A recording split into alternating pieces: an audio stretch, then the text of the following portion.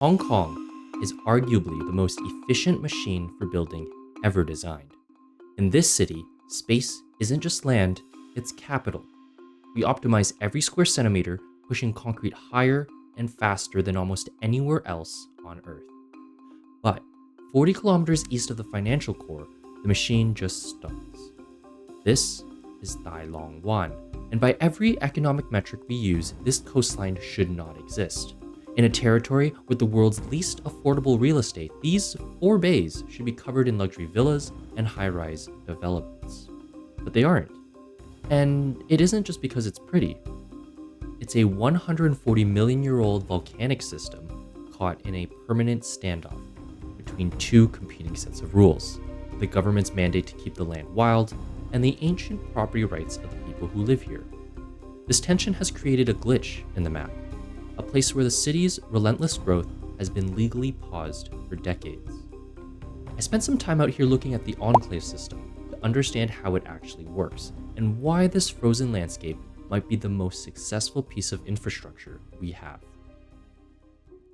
To understand the scale of this paradox, we have to run the numbers.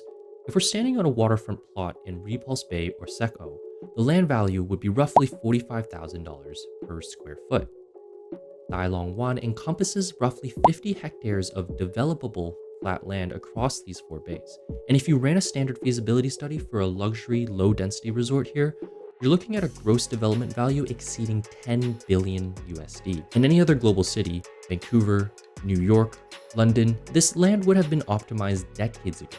But in Hong Kong, this $10 billion asset has a yield of exactly 0. It's a massive non-performing line item on the city's balance sheet. And so the question is, why hasn't the market moved in? To understand why Tai Long Wan hasn't been turned into a cluster of luxury condos yet, you have to look at the original hardware. Most of Hong Kong Island is built on granite. It's a developer's dream, relatively easy to cut, terrace, and flatten into profits. But Sai Kung is a different beast entirely. 140 million years ago, this wasn't a beach. It was a collapsing supervolcano. The result was a massive deposit of rhyolitic tuff. This was rock formed from the consolidation of volcanic ash and pumice. And as the lava cooled, it shrank and cracked into these perfect hexagonal columns. From a distance, they look like a cool design choice, but up close, they look like the world's most stubborn prefabricated engineering. This rock is the real reason the city hasn't eaten this place. This stuff is incredibly dense, and in a city that loves to reclaim its land, the volcano essentially said, "Good luck with that." I've spent hours hiking over these formations, and let me tell you, 140 million year old volcanic joints do not care about your running shoes. You realize very quickly that the geography here isn't simply rugged, it's a natural firewall. And the government didn't just decide to keep this place wild in the 70s. They looked at the logistics of building a road through a supervolcano and realized that leaving it alone was the only audit that actually made sense. But the hardware wasn't the only thing blocking the path. In the 70s, the colonial government made a high-stakes play that effectively bankrupted the local economy. They built the High Island Reservoir, a massive infrastructure project to solve the city's water crisis, and to protect the water quality, they designated the surrounding hills as Country Park. This was the short sell, and by cutting off the old road access and banning new ones, the government essentially deplatformed the villages. They made it impossible to use the land. It was the 70s version of a DDoS on private property rights, and the only way in now is the sea or by your own 2 feet. If Hong Kong Island is a masterclass in the transit-oriented development, Tai Long Wan is a masterclass in logistical friction. In the city, you pay $5 for a seamless climate-controlled MTR ride, but here, the system is a bit more decentralized. This is the speedboat economy. There are no roads into these bays because the High Island Reservoir effectively severed the old village supply lines in the 70s. And so to bypass a 2-hour hike over Volcanic Ridge, you have to participate in an unregulated ferry system that operates on a sliding scale of how much is your time worth. And the current market rate for my time was 180 Hong Kong dollar. And for that price, you get a 20-minute ride that feels less like public transit and more like a structural stress test for your spine. I'm pretty sure my $180 didn't include insurance, but it did buy me a front row seat to this logistical gap. From a systems perspective, this is fascinating. The government won't build a road because that would crash the conservation data of the park, and so the market filled the void with these high-speed shuttles. The speedboat captains are essentially the unauthorized service providers of the park, and without them, the Enclave System, the restaurants, the surf rentals, the villages would go bankrupt in a week. It's a fragile, expensive, and incredibly bumpy workaround, but in a place where the grid doesn't reach, it's the only transit protocol that actually delivers. Getting off the boat at Hamtin is the moment the logistics change. You've officially bypassed the mountain, but you've traded the speed of the boat for the manual reality of the beach. There's no pier here, no formal arrivals terminal. It's just you, your gear, and a very clear reminder that in this part of Hong Kong, the infrastructure is intentionally primitive.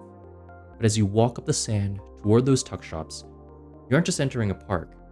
You're crossing an invisible line into a private enclave, a pocket of land where the rules of the city have been in an illegal stalemate for decades.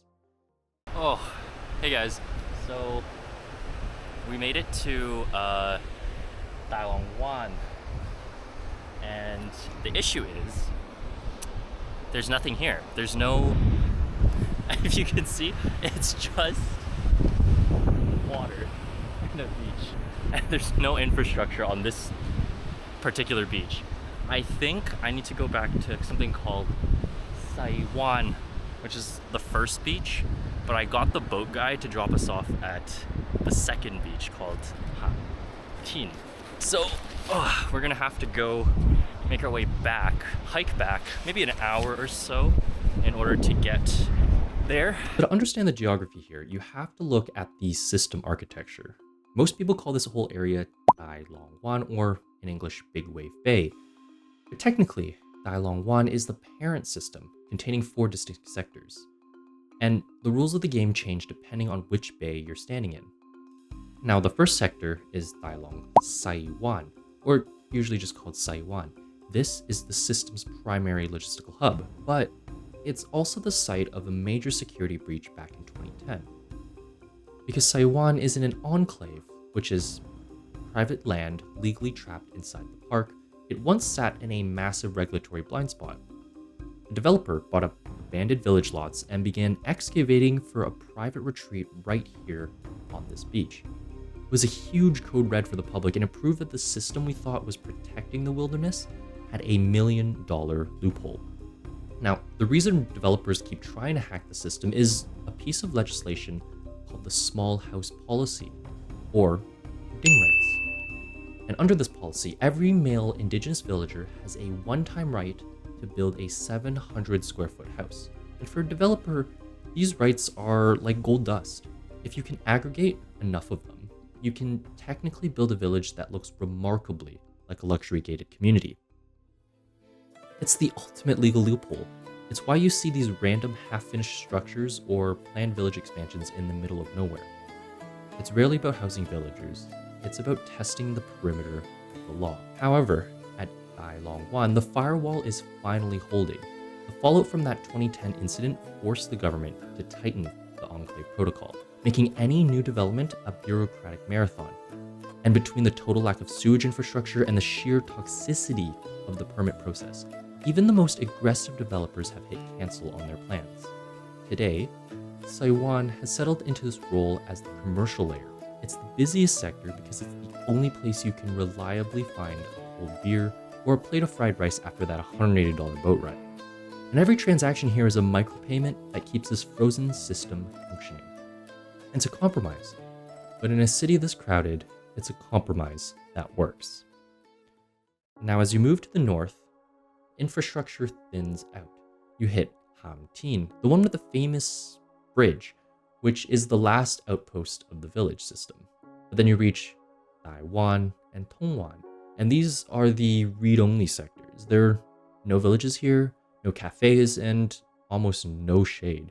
And because these bays are fully integrated into the country park system, they're essentially locked data. You can't build, you can't sell, and you definitely can't excavate. The distinction is critical. Saiwan is where the human conflict happens. Tai Wan is where the geological system remains untouched. And it's a tiered protection model. The villagers still have their traditional land rights here, but the standoff with the government means the landscape stays exactly as you see it, a frozen asset in a city that usually doesn't know how to stop. It is, quite literally, the most expensive nothing in the world.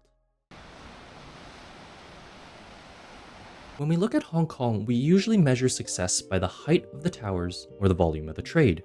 We're taught to view undeveloped land as a failure of the system, a missed opportunity for growth. But after spending some time in Tai Long Wan, I've changed my mind.